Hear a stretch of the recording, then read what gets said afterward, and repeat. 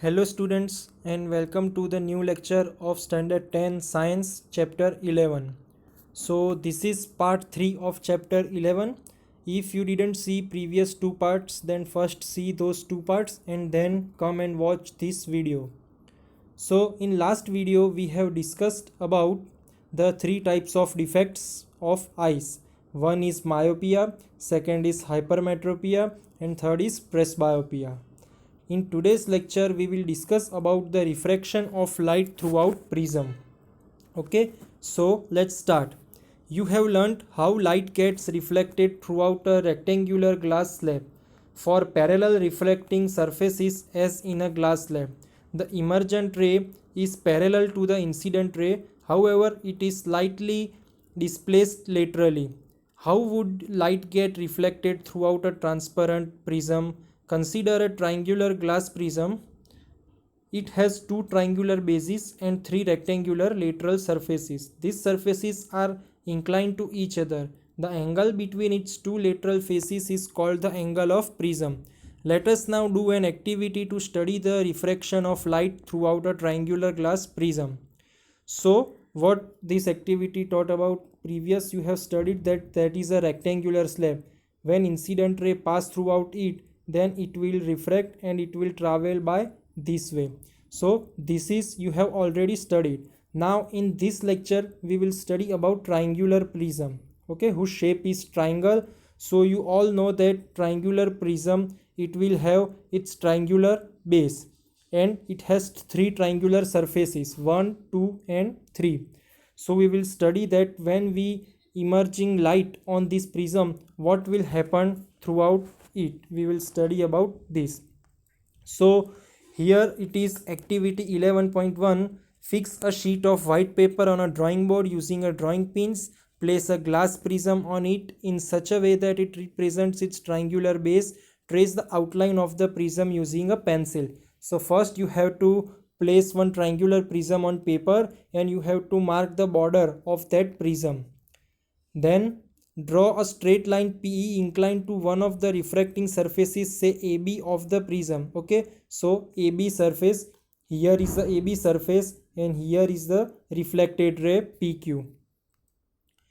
Fix 2 points, say P and Q, on the line PE as shown in figure 11.4. So you have to mark 2 points. One is at P, one is at Q. That red is your pin points.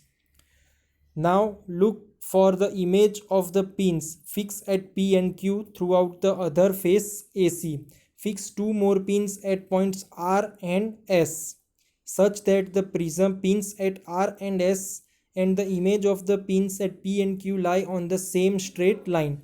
Okay, so then you have to pass that emergent ray PQ and then you have to mark the reflected ray which will be RS. Okay, so RS will be your reflected ray and you have to mark 2 points. One is R and one is S on the paper.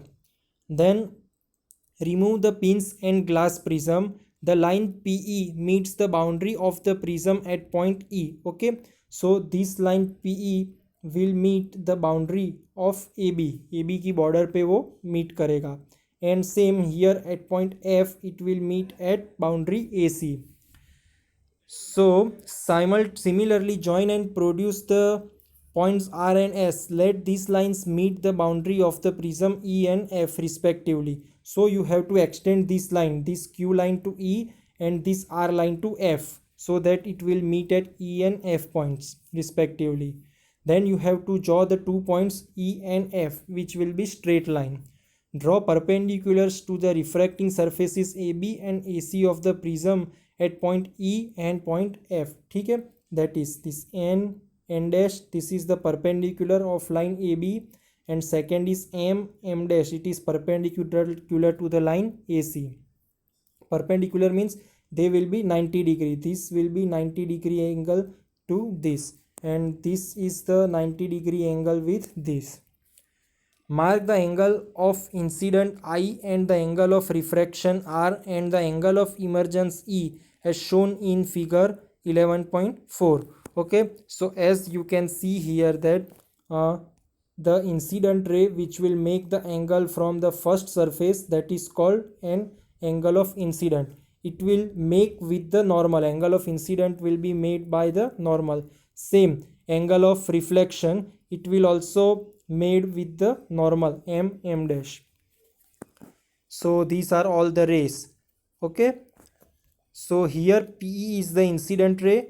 As you can see that PE is the incident ray, EF is the refracted ray, EF is the refracted ray for the first surface. Okay, EF, yes, this EF is the refracted ray for surface AB, and FS is the emergent ray. FS will be emergent ray. Here the ray will be emergent ray.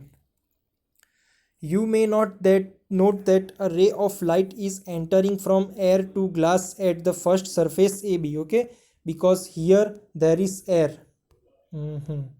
Here it will be air, and here it will be glass, and here again it will be air. So our ray will be entering from air to glass, and again glass to air. The light ray on refraction has bent towards the normal. At the second surface AC, the light ray has entered from glass to air. Okay, so first surface, as we can see that this is our emergent ray. Okay, so this is our normal. So it should go like straight. But what will it will do? It will bend. It will bend towards the normal. Okay, this ray is go like that, and this is normal. So instead of going like straight, it will be bend towards the normal. So when the light ray will enter from air to glass, then it will bend towards the normal. Then at the second surface AC, the light ray has entered from the glass to air. Hence it has bent away from the normal. As you can see that this is the ray EF. Okay, so EF will be incident ray for surface AC, and this is the normal. So it should go straight. Okay, but you can see that it bends away from the normal. This is our ray and this is normal, so it should go straight, but instead of going straight, it is bent away from the normal. Okay, compare the angle of the incidence and the angle of refraction at each refracting surface of the prism. Is this similar to the kind of bending that occurs in a glass slab? The peculiar shape of the prism makes the emergent ray bend at an angle to the direction of the incident ray. This angle is called the angle of deviation. In this case, angle D is the angle of deviation.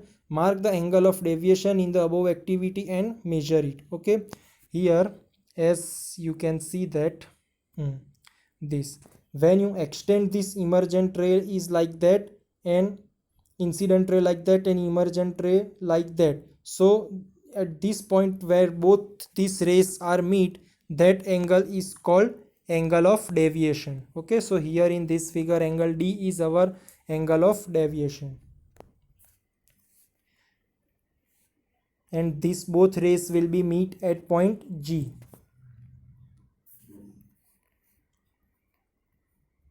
Okay, so this is the first theory, refraction of light throughout a prism. Okay, so you can see that here incident ray and reflected ray, both angles are same, means incident angle I and reflected angle R, both will be same. So now let's talk about the second theory, which is 11.4, dispersion of white light by a glass prism. You must have seen and appreciated the spectacular colors in a rainbow. How could the white light of the sun gives us various colors of the rainbow? Before we take up this question, we shall first go back to the refraction of light throughout a prism. The inclined refracting surfaces of a glass prism show exciting phenomenon. Let us find out throughout an activity. So you all have seen rainbow during rainy season. Okay, after rain you have seen rainbow in the sky. So how this rainbow happens? What are the reasons behind these 7 colors? We will study about this. So for this, let us study the activity 11.2. Take a thick sheet of cardboard and make a small hole or narrow slit in its middle. Allow sunlight to fall on the narrow slit. This gives a narrow beam of white light. Now take a glass prism and allow the light from the slit to fall on one of its faces as shown in the figure. Turn the prism slowly until the light that comes out of it appears on a nearby screen. What do you observe? You will find a beautiful band of colors. Why does this happens? Okay, so what you have to do, you have to take one cardboard and you have to mark one hole, so the sunlight will come by this way, but you have to consider only that ray which will pass from this hole. This hole will be very small. Okay. Hmm. This hole will be very small, so one ray is this, one ray this, one. So you have to count only this ray, only single ray will pass through the prism. This is our prism. So we will be seen that when this single sun ray will pass from a prism, then it will convert into 7 different colors. Okay, as you can see here, it will convert into 7 different colors, which is Vibgyor. Violet is the bottom and red is the top. Okay, the prism has probably split the incident white light into band of 7 colors.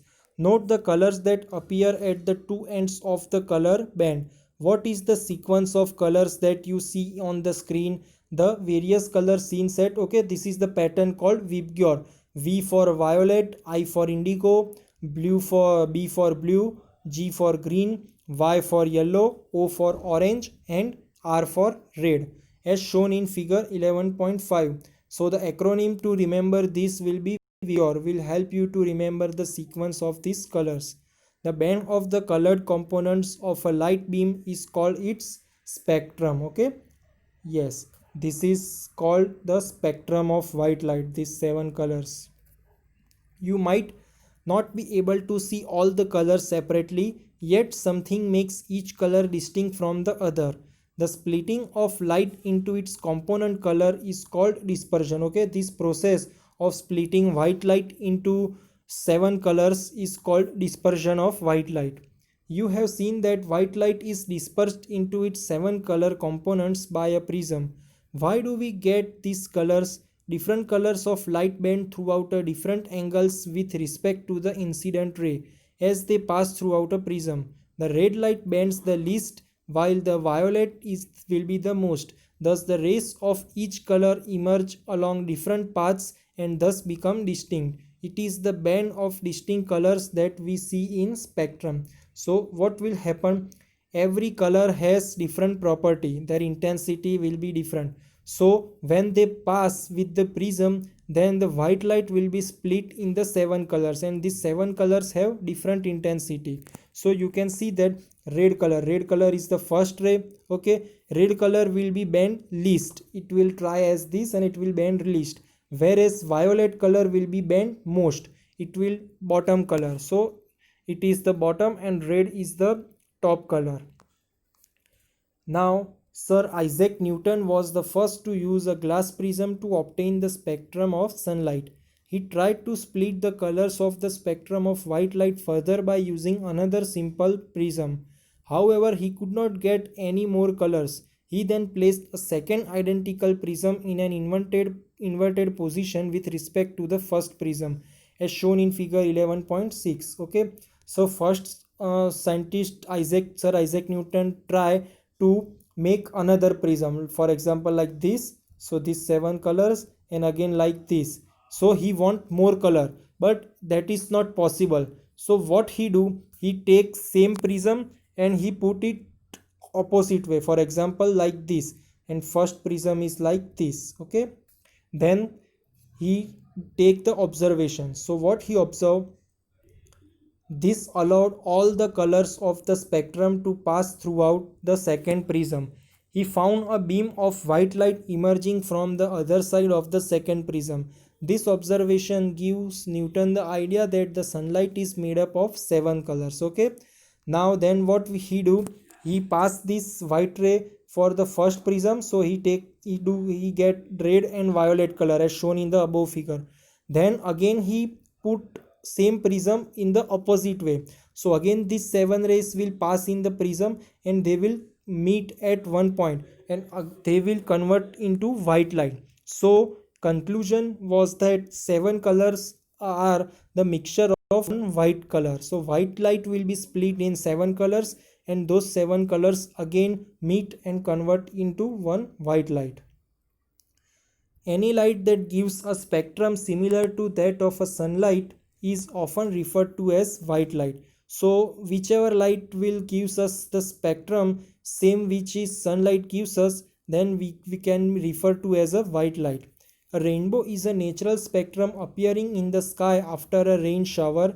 It is caused by dispersion of sunlight by tiny water droplets present in the atmosphere.